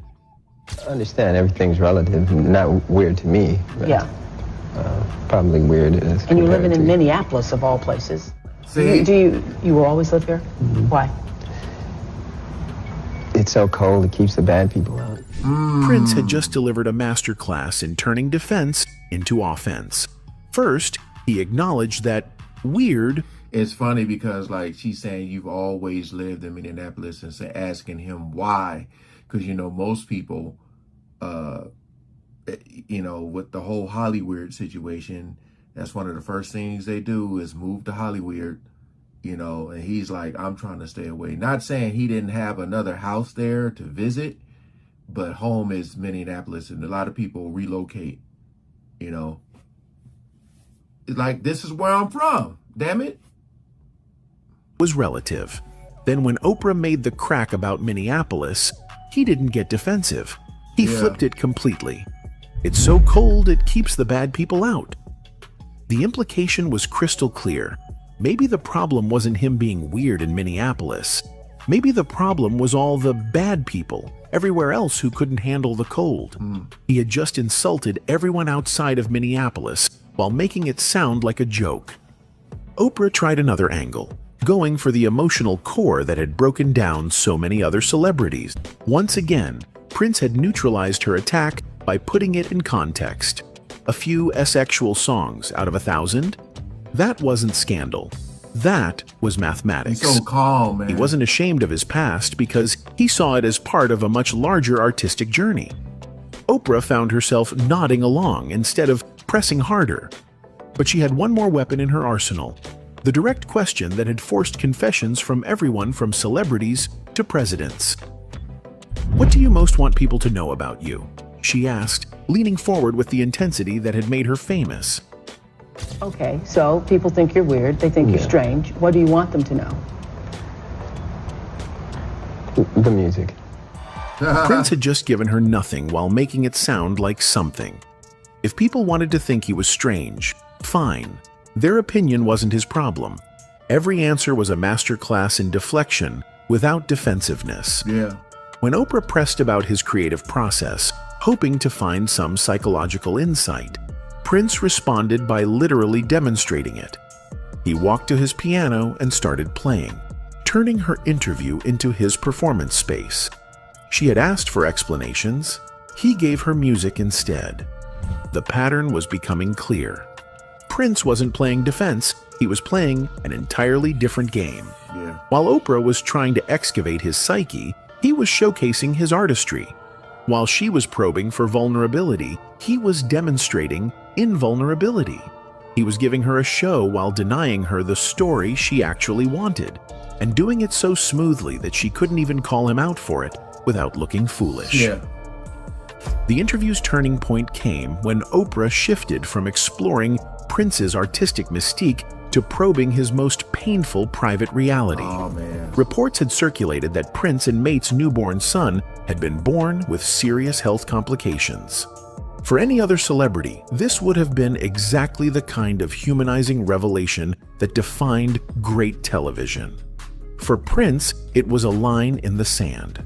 What happened next revealed the fundamental difference between these two media titans. Oprah saw tragedy as content, something to be explored, contextualized, and ultimately used to create connection with the audience. Prince saw it as sacred, something to be protected from the very machinery that Oprah represented. What is the status of your baby, your pregnancy, your... Well, our family exists. Hey, we're just the way she looked right at him, I'm telling you, man, this brother was a genius.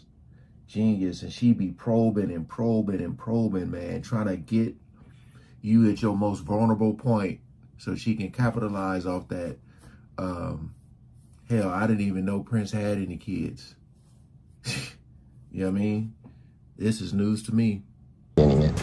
And we got many kids that have a long way to go.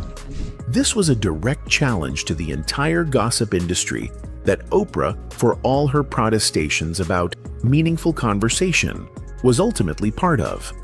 Prince was essentially telling America's most powerful interviewer that her questions, her platform, and her audience's curiosity were irrelevant to what actually mattered. But Oprah wasn't used to being dismissed. Her brand was built on breaking down barriers, getting celebrities to open up, creating those breakthrough moments that became cultural touchstones. She had made Michael Jackson cry. She had gotten Tom Cruise to jump on her couch. She had convinced countless celebrities that her couch was a safe space for confession. Prince wasn't buying it. Every follow-up question about the baby was met with the same gentle but absolute resistance. He wasn't rude, wasn't defensive, wasn't angry. He was simply immovable. The more Oprah pushed, the more it became clear that she was encountering something she rarely faced: a celebrity who truly didn't need what she was offering. The dynamic exposed something crucial about celebrity culture in the 1990s. Most stars, no matter how successful, still craved mainstream acceptance and media validation. They needed Oprah's platform to reach middle America, needed her blessing to be seen as more than just entertainers. Prince had already rejected that entire system. Personal tragedy. Prince could deflect because he wasn't dependent on her goodwill for his career survival. He had already paid the price for artistic independence through his battles with Warner Brothers. The subtext of their exchange was profound. Oprah represented the democratization of celebrity, the idea that fame came with obligations to share yourself completely with the public. Despite her platform becoming even more influential in subsequent years. This wasn't coincidence. It was a conscious choice by an artist who had learned something crucial about the cost of mainstream media engagement. In the years following the interview, the full tragedy of Prince and Mate's situation became clear. Their son, Amir, had been born with Pfeiffer syndrome, a rare genetic condition affecting skull and limb development. The baby lived for only 6 days before succumbing to the complications. The grief was devastating for both parents, ultimately contributing to the end of their marriage. What Oprah didn't know was that Prince had already watched her destroy someone he cared about. 3 years earlier, she had ambushed Michael Jackson at Neverland Ranch in what became television's most watched character assassination. Prince had seen how she cornered Michael about his changing appearance, pressed him about his relationships with children, and turned what should have been a celebration of his artistry into a spectacle of humiliation. This interview was meant to clear up long-standing rumors about Michael, such as him wanting to become white, rumors about plastic surgery, and bizarre claims like him buying the remains of the Elephant Man, or having a telepathic monkey. However, instead of helping his image, Oprah's approach raised eyebrows. She asked intrusive questions. I'm going to ask you this, and it's embarrassing for me to ask you this, but I'm going to ask you anyway. Are you a virgin? How could you ask me that question?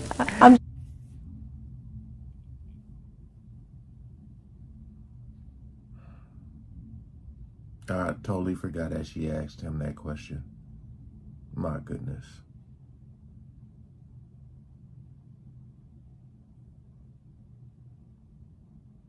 Like, you literally got to sit with your team and go and be like, these are the questions we're going to ask.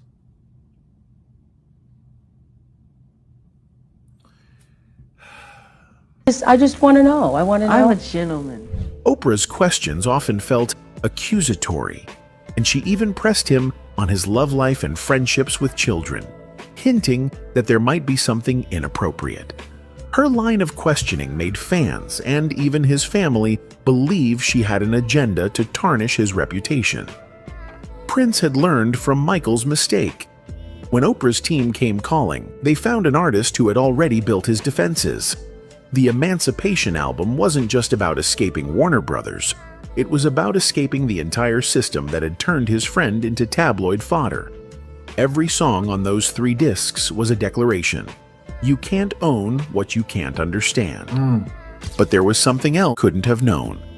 Behind Prince's calm deflections lay the most devastating secret any parent could carry.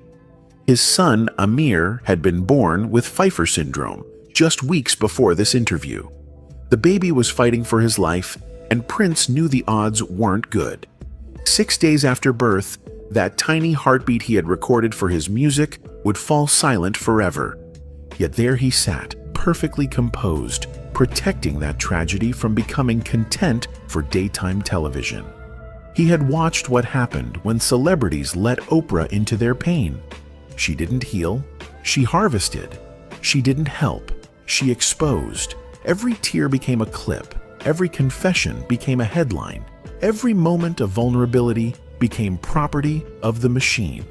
Prince remembered Michael calling him after the Neverland interview, devastated by how it had been edited, how his words had been twisted, how his attempts to explain himself had only made things worse. Never again, Michael had whispered. Never let them in. Prince had listened. Now, as Oprah probed for details about his family, he was putting that lesson into practice. The tragedy was unfolding in real time. While cameras rolled at Paisley Park, Prince's son was dying in a hospital room that would never see a documentary crew. The grief that would eventually destroy his marriage to Mate was being carefully contained, protected from the very woman who had built her empire on mining other people's suffering for primetime gold. The story didn't end when the cameras stopped rolling. In fact, Prince's 1996 masterclass in media resistance became a blueprint that would haunt Oprah for decades to come. Look, shout out to him. Rest in peace to him and Michael. That's what I say. Like, a lot of these people that be doing these interviews, man, they do not have your best interest in heart. They want it to go extremely viral, and it could mess up people, man. Like, and they be probing, man. Like, she really, like, if you watch that Michael Jackson interview, she really backed him into a corner. Prince was well prepared. Sheesh, man. It's just crazy to think, like, that these people, you know, especially like Oprah, if you really think about all the people that she has interviewed, all the people she seems to be close with, it gets really dark, man. And then you bring up that Hawaii situation. Hey, appreciate y'all coming over and watching. I hope a lot of people have taken the Prince route, you know. I know, like, in sports, because the media be trying to get to people in sports, and players be getting fined because they be remembering, like, oh, you that same guy that was saying that stuff. Yeah. You got to get a good team around you, man. Everybody don't deserve your time and energy. Remember that. All right. Peace out. Thanks for watching. I was sickened. I was sickened by the standing ovation. I felt like Hollywood is just spineless, en masse. And it really felt like, oh, this is a really clear indication that we're not the cool club anymore. What if one of the wildest minds in Hollywood just dropped a bombshell that ties together 3 of the biggest icons in entertainment history in one of the biggest scandals of all time? Jim Carrey, yes. The guy who made us laugh till we cried has allegedly spilled some jaw-dropping insight about why Oprah Winfrey and Sean Combs, aka Diddy, were secretly terrified of none other than Michael Jackson. This isn't your typical celebrity gossip. It's a tangled web of power, paranoia, and the king of pop's untouchable aura. You don't know what that is. I have no idea. Well, you don't know. Jimmy Fallon doesn't know. David Letterman doesn't know. We don't know. All the comics and show business don't know what this is. right? Yeah. What is it? Come on, Jimmy.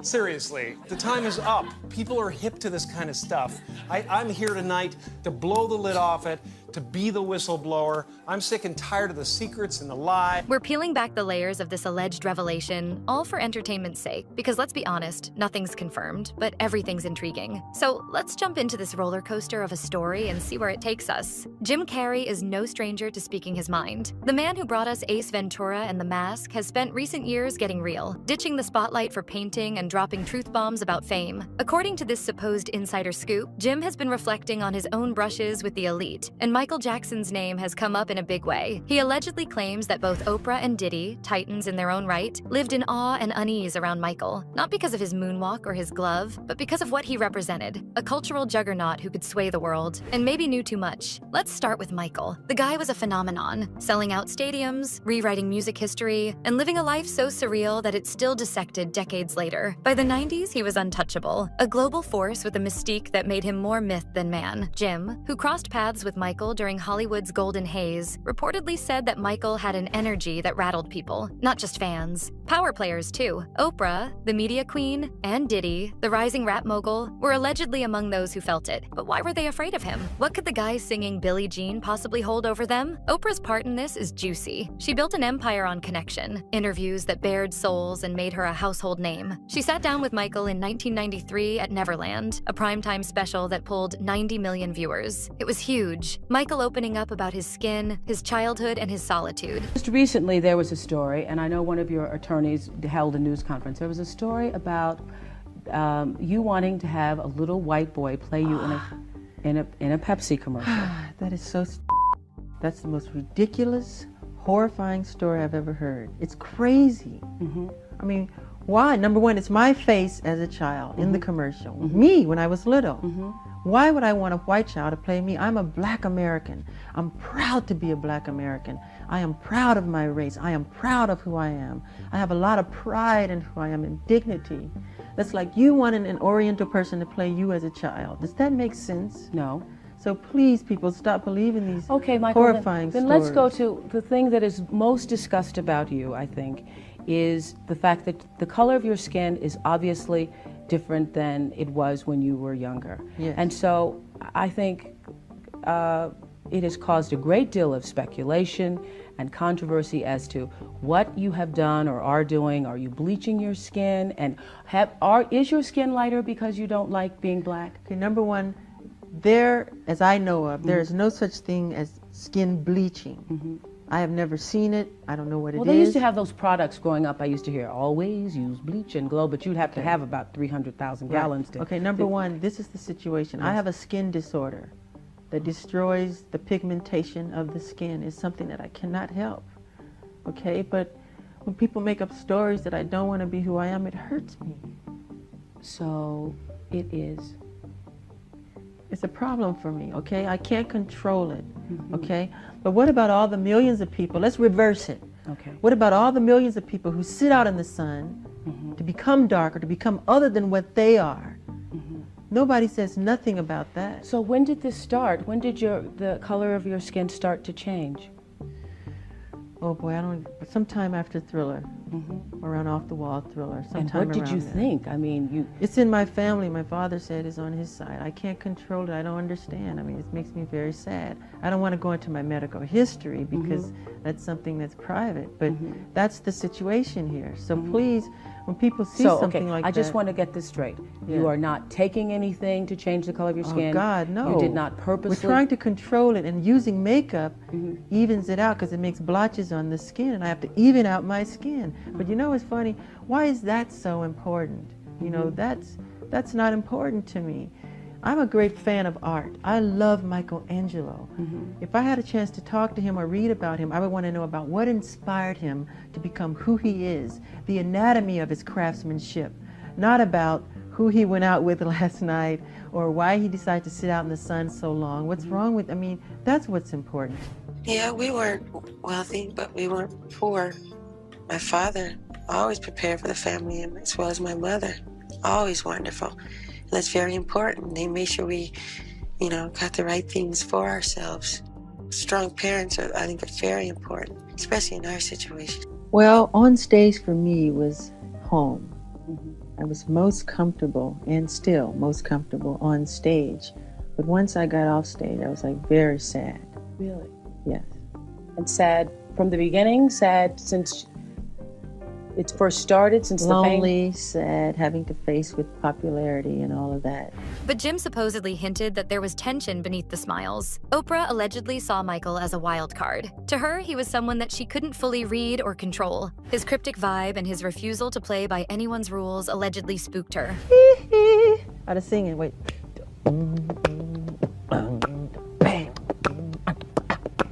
Yeah. And when you are, for instance, when we were here before, you know what? I mean, all the things ever printed in the tabloid, the only thing's ever been true is when they said I couldn't dance. When we were here the last time shooting the commercial, you were like in between shots, running off, conceiving the dance, choreographing the dance. You were up all night dancing.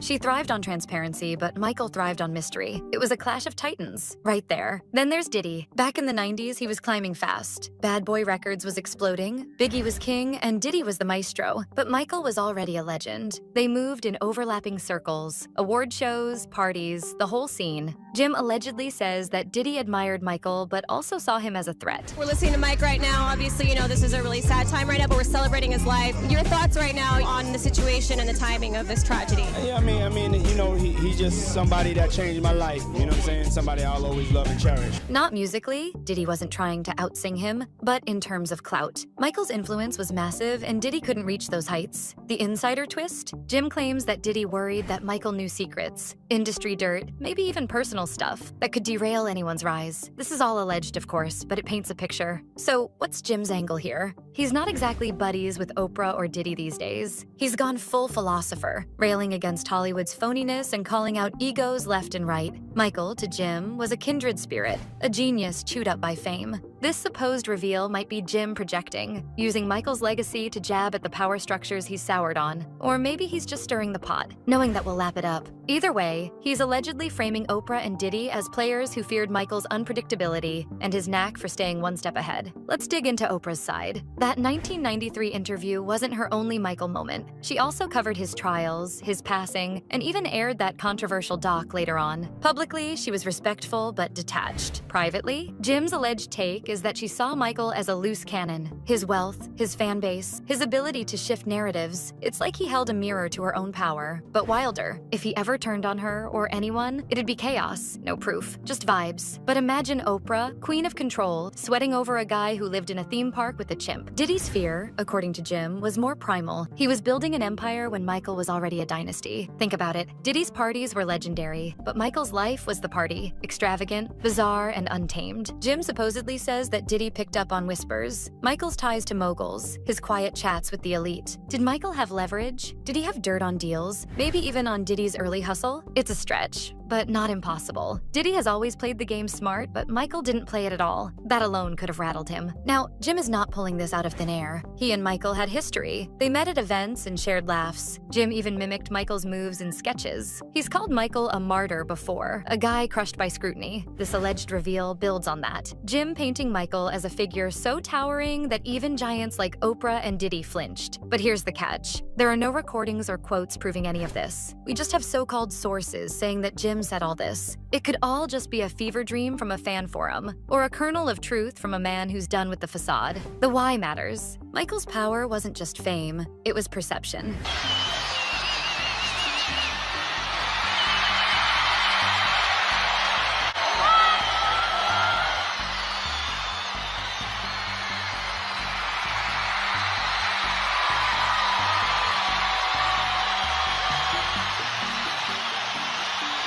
He could drop an album and shift culture overnight. Oprah ruled TV, Diddy ruled hip-hop, but Michael, he ruled hearts and headlines. Jim's alleged take is that they feared his unpredictability and his knack for dodging the boxes that they'd mastered. Oprah couldn't package him, and Diddy couldn't outshine him. And if Michael knew things, secrets from the 80s and 90s when the industry was a wild west, well, that's a loaded card to hold. Skeptics will scoff. Oprah is too savvy to fear anyone. She's faced down worse. And Diddy? He's weathered scandals that'd sink most. Michael was eccentric, sure, but a threat? Maybe Jim's romanticizing a ghost. Michael has been gone since 2009, leaving a legacy ripe for myth-making. Oprah's empire has evolved, and Diddy is now fighting legal battles that dwarf old rivalries. This fear could be hindsight spice from a guy who loves a good story. No receipts, just vibes. Perfect for a late-night scroll. But let's entertain it. Picture the 90s. Michael is at his peak, Oprah is ascending, and Diddy is hungry. MJ's got the world in his palm.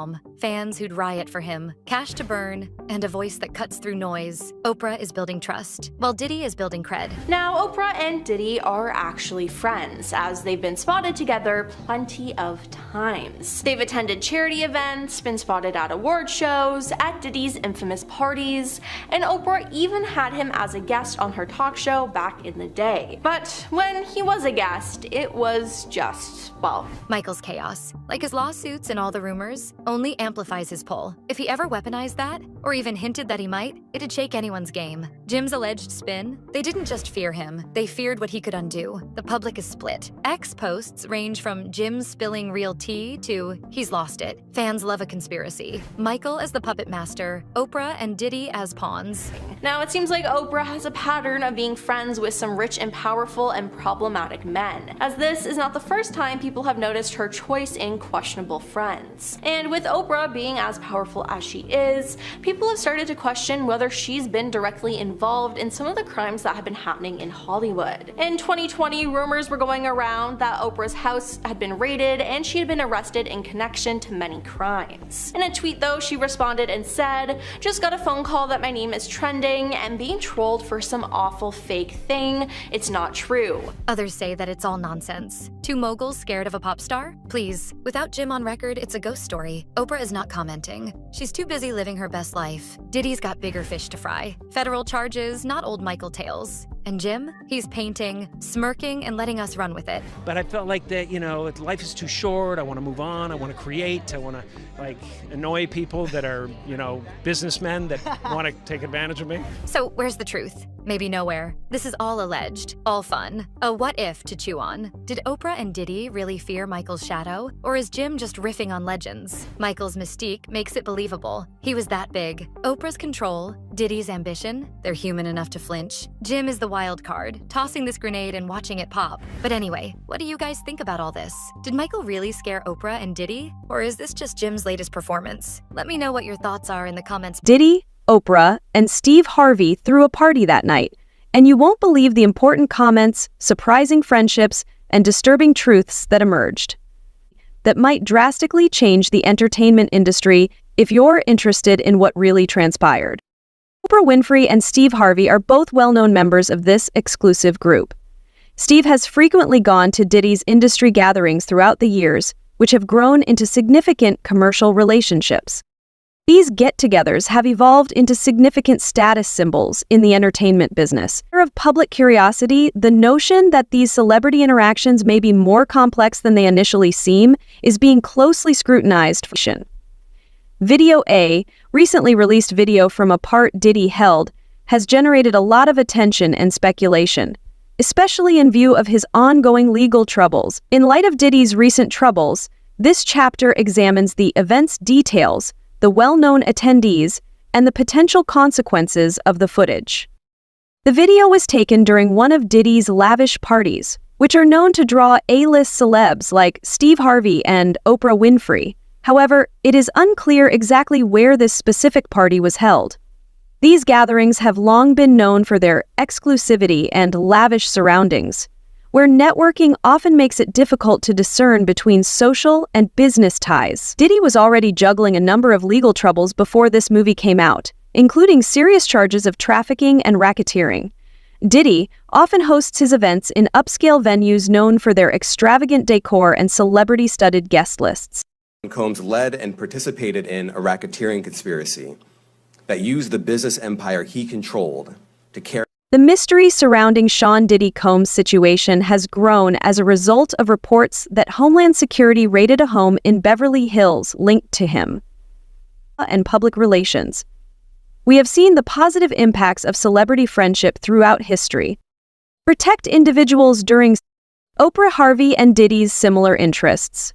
Oprah and Winfrey, Steve Harvey, and Diddy are not only well-known celebrities, they have a complicated web of common interests and commercial ventures that demonstrate how interdependent they are in the entertainment industry.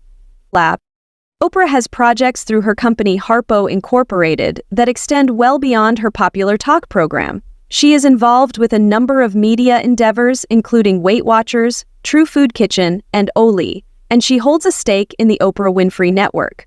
These investments show Oprah's strategy of collaborating with other well-known people and leveraging her considerable influence to forge solid bonds and expand her brand.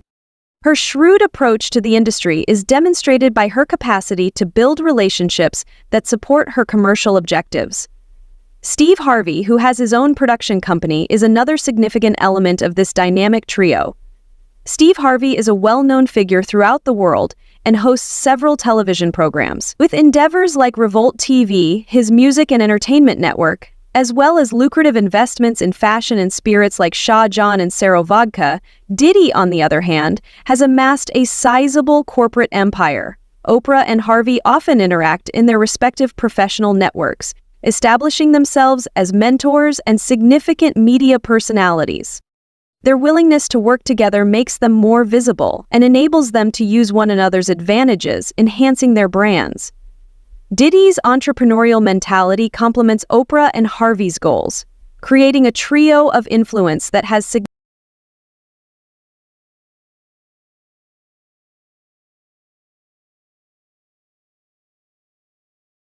significant effects on their respective sectors.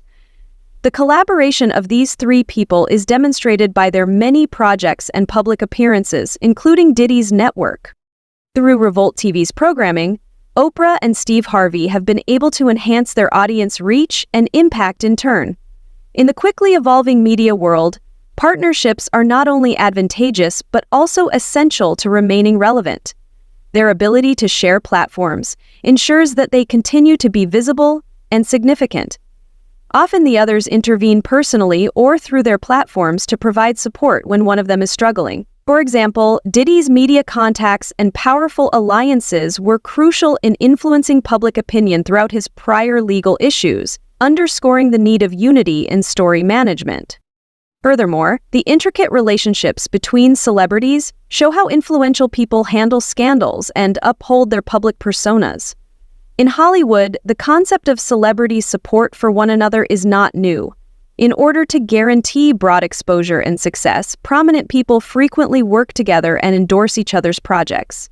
Oprah and Diddy have collaborated with several other celebrities throughout the years, frequently hosting or going to one another's events. Their ties with other well-known individuals, like as Jay-Z, who is close to Diddy, are strengthened by these appearances in addition to their businesses. Steve Harvey's interactions with talk show hosts and other comedians provide us more evidence of the links between these partnerships. Welcome everybody to the 9th annual NFL Honors. This is a big one. We're celebrating 100 years. Thank you. His current legal and reputational problems. To shield their businesses from potential criticism, Oprah and Harvey could decide to publicly disassociate themselves, particularly if the disputes touch sensitive topics. Alternatively, they could decide to secretly help Diddy, prioritizing the integrity of their network. In the past, Hollywood stars have often stepped out of the shadows to support one another during times of need, a pattern demonstrated by the assistance provided to well-known people such as Harvey Weinstein prior to his public decline. If Oprah and Harvey choose to continue spending time with Diddy in spite of his legal troubles, it may be a sign of a more serious, potentially business connection that outweighs any reputational risks. Celebrities like Oprah, Steve Harvey, and Diddy create alliances through their commercial ventures, media collaborations, and strategic support that enable them to preserve their prominence, influence, and power. Have provided him with a similar shield from accountability. In recent years, the Me Too movement has exposed the dark side of Hollywood, revealing the widespread abuse and exploitation that has been allowed to flourish for decades. Figures like Weinstein and Epstein have become synonymous with the abuse of power, and now Diddy's name is being dragged into that same conversation.